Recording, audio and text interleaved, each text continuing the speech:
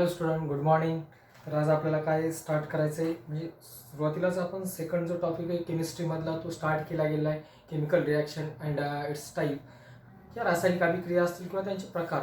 अजून आपण रासायनिक अभिक्रियेपर्यंत गेलो नाहीत किंवा त्यांचे जे प्रकार आहेत ते सुद्धा पाहिले गेले नाहीत, परंतु स्टार्टिंगला आपल्याला बेसिक कन्सेप्ट ज्या पाहिल्या गेलेल्या आहेत त्या स्टार्टिंगला आपण पाहिल्यात. परंतु अजून त्याच्यातलं काही प्रोसेस किंवा काही ॲक्टिव्हिटी आपल्याला ॲक्टिव्हिटी बेस्ड स्टार्ट करायचे आहेत की ते आपल्याला पाहणं गरजेचं ठरतं या टॉपिकमध्ये.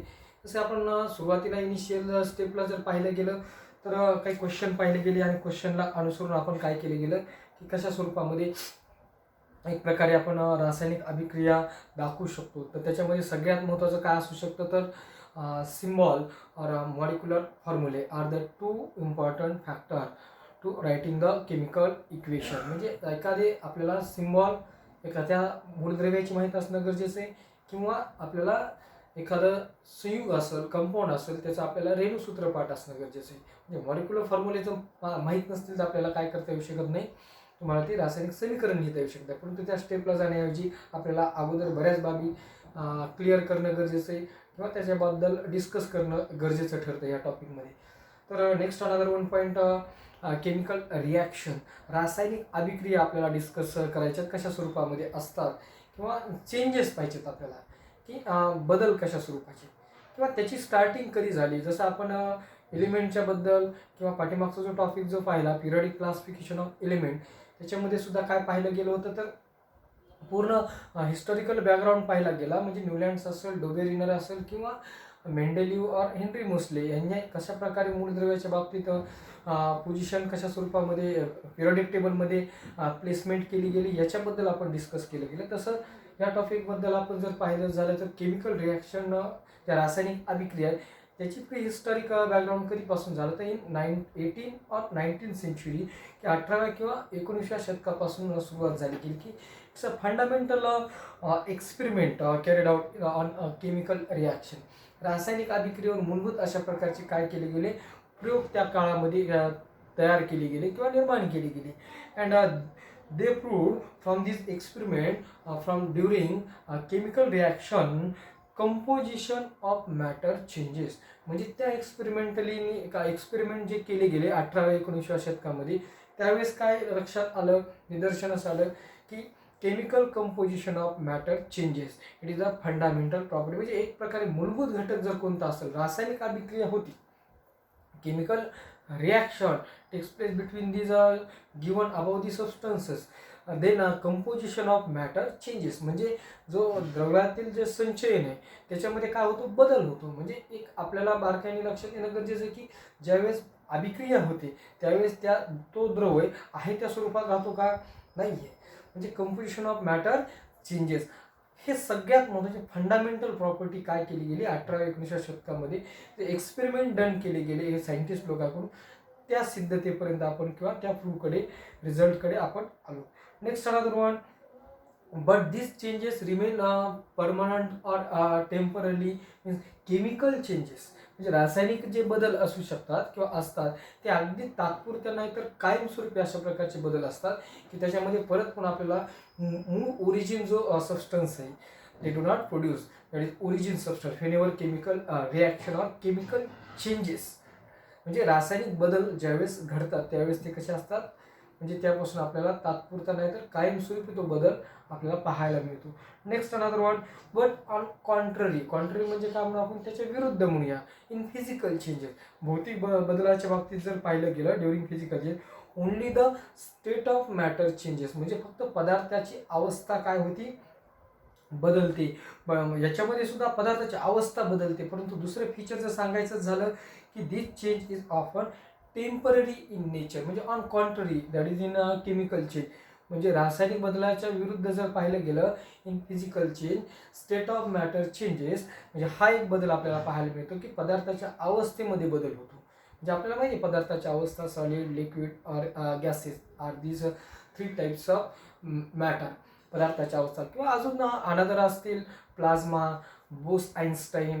म्हणजे हे सगळं कशावर डिपेंड आहे, म्हणजे पदार्थाची अवस्था कशावर असते हे आपण प्रिव्हियस स्टँडर्डमध्ये सुद्धा पाहिलं की दॅट इज इन टेम्परेचर, तापमानावर अवलंबून असतं. म्हणजे which factor it's very essential म्हणजे आवश्यक असेल कशासाठी, to change the substance of matter, पदार्थाची अवस्था बनवण्यासाठी, दॅट इज इन टेम्परेचर. म्हणजे एक तर आपण तापमान देतो किंवा काय करतो असं तापमान काढून घेतो, त्यावेळेस काय होत असतो पदार्थामध्ये बदल होतो.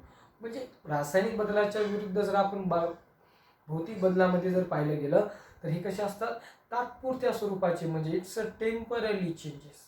State of matter changes and also it's a temporary change, म्हणजे तात्पुरत्या स्वरूपामध्ये असं. म्हणजे अशा प्रकारे आपल्याला थोडंफार आपल्याला सांगता येऊ शकतं याच्यामध्ये काय generally.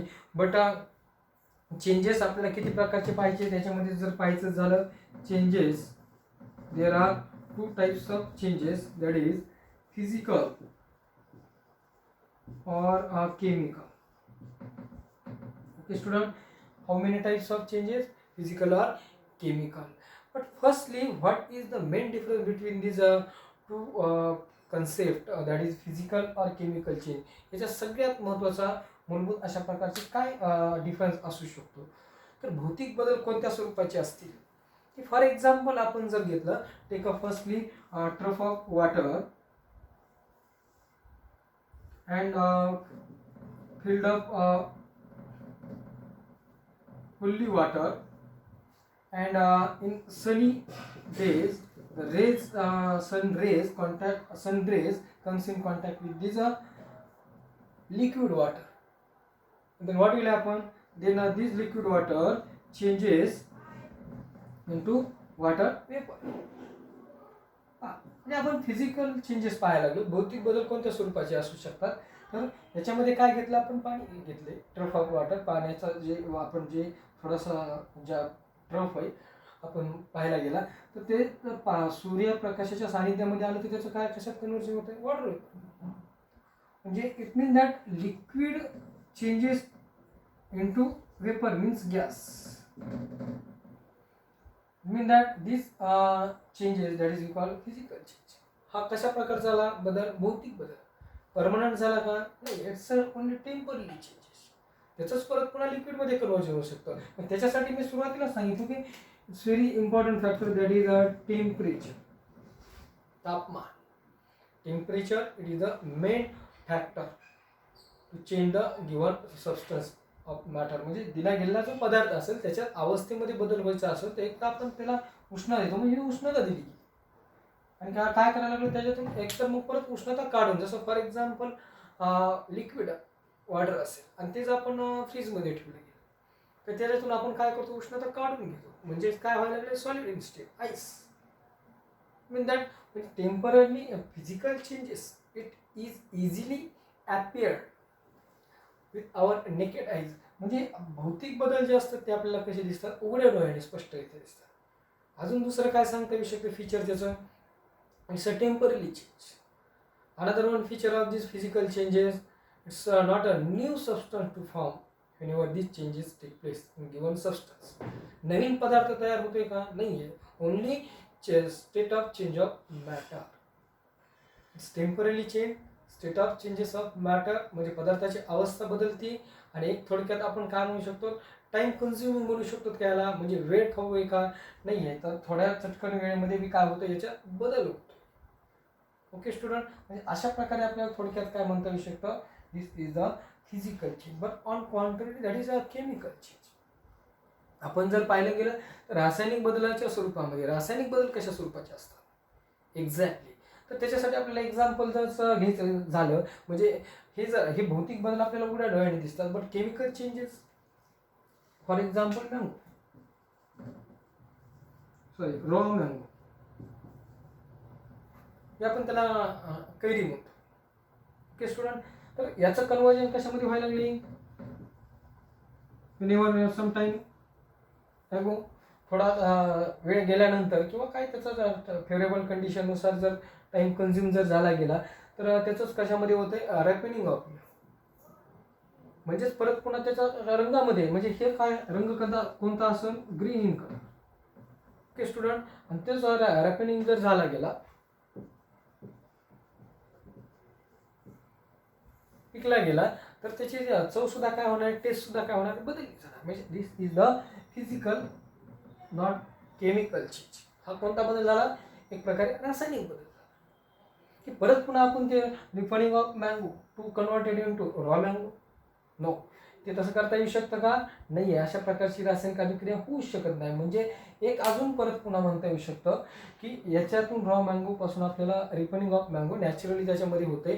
For example second example सुद्धा सांगता येऊ शकतं आपल्याला, जसं मिल्क बेस्ट एक्झाम्पल आहे का, कारण milk it's very important, that is a useful micro present in the milk, that is lactobacilli. To learn about this previously standard, that is 9th class. आपण 9वीला याच्या बाबतीत बरं डिस्कस केलं गेलं आहे की दूध हे अगदी म्हणजे त्याच्यातले जे सूक्ष्मजीव असतील ते खूप किफायतशीर असू शकतात, ॲडव्हान्टेजेबल ठरू शकतात आपल्यासाठी. त्यातलं लॅक्टोबॅसिलिया सुद्धा पाहिला. परंतु when some time ago then it is converted into curd, but curd does not converted into milk. म्हणजे याच्या हा काय झाला, परमनंट चेंज झाला. म्हणजे chemical changes do not see with our naked eyes. It's temporarily or permanent. It's a permanent changes. Okay student. आणि एक प्रकारे आपण काय म्हणतो, इट्स अ इरिव्हर्सिबल चेंजेस. अजून जर आपण प्रिव्हियसली जर पाहिलं गेलं, आपण 7वीला क्लास 7, 8ला आपण थोडंसं जनरली डिस्कस केलं गेले. इरिव्हर्सिबल मीन्स अपरिवर्तनीय. आणि हे कसे असू शकतात, physical changes. It's a reversible means it's a state or sorry it's a changes, म्हणजे त्याचे जे अवस्था असतील त्या काय होऊ शकतात, परत पुन्हा आपल्याला त्याचं मूळ रूप सुद्धा ओरिजिन फॉर्म सुद्धा आणता येऊ शकतो. परंतु याच्यामध्ये आणता येऊ शकतं का? नाही. म्हणजे ओके स्टुडंट, तर अशा स्वरूपामध्ये आपण काय पाहिले, फिजिकल ऑर केमिकल चेंजेस हे कोणत्या स्वरूपामध्ये आपल्याला दाखवता येऊ शकतात किंवा अवतीभोवती असू शकतात. It's very important changes that is physical or chemical changes. म्हणजे आपण जे केमिकल रिॲक्शन अँड टाईप्स हे तर आपल्याला पाहिजेच, परंतु त्याच्यात अगोदर आपल्याला ह्या बारकाईने माहीत असणं गरजेचं आहे. मग look at on board, but do you see some activities on board. म्हणजे आपण काही some phenomena or event means identify physical and chemical changes from the phenomenon given in the following table. Okay student, तर आपण काय दाखवल्या गेले आहेत की काही भौतिक असतील किंवा रासायनिक बदल असतील, ह्या स्वरूपामध्ये आपण दाखवले गेले की कोणकोणत्या स्वरूपाचे आहेत आणि त्याच्यामध्ये बदल आपल्याला कोणते असू शकतात हे आपल्याला दाखवणं गरजेचं आहे. ओके स्टुडंट, तर त्याच्यामधल्या ज्या ॲक्टिव्हिटीज ज्या आपण जनरल डिस्कस आत्तासुद्धा केले गेले कोणत्या स्वरूपामध्ये असू शकतात. तर फर्स्ट फिनॉमिनॉन आहे transformation of ice into water. बघा की ज्यावेळेस आपण पाण्याचं म्हणूया आपण transformation of ice into water, बर्फाचं पाण्यामध्ये कन्व्हर्जन झालं म्हणजे कोणता बदल, टेम्पररी का परमनंट आहे. एक प्रकारे आपण टेम्पररी म्हणू, म्हणजे एक प्रकारे काय भौतिक फिजिकल चेंजेस म्हणजे आपल्याला which type of changes that is physical change. Next another one cooking of food. अन्न शिजवले गेले म्हणजे याचा अर्थ काय केलं गेले, तो परत पुन्हा आपल्याला तयार करता येऊ शकतं का? नाही आहे. Which type of changes that is chemical changes. कोणत्या स्वरूपाचा होऊ शकतो हा? केमिकल चेंज होईल. Next another one phenomena on event ripening of ripening of fruit. आपण आत्ताच पाहिलं गेलं की जर फळ पिकलं गेलं असेल तर परत पुन्हा आपल्याला रॉ तयार करता येऊ शकतं का? नाही आहे. It's a temporary or permanent. It's a permanent change means that is a chemical changes. Next milk turn into curd. Obviously it's a chemical changes. Evaporation of water. पाण्याचं जे बाष्पीभवन आहे म्हणजे साहजिकच काय झाले, तात्पुरत्या स्वरूपाचे. Mean that it's a evaporation of water, that is a physical change. Next another one digestion of food into stomach. अन्न जर पचलं गेलं, जठरामध्ये पचलं जातं, ते सुद्धा कशा स्वरूपामध्ये होईल? It's a chemical change. Next another one size reduction of naphtha ball expose to air. Naphtha means आपण जी त्याला नॅफ्था वॉल्स म्हणजे काय, डांबरगोळी म्हणतो, जी उघड्या हवेमध्ये expose to air. What will happen? Its size reduced or reduction, म्हणजे तिचा जो आकार आहे तो काय होईल, कमी केला जाईल.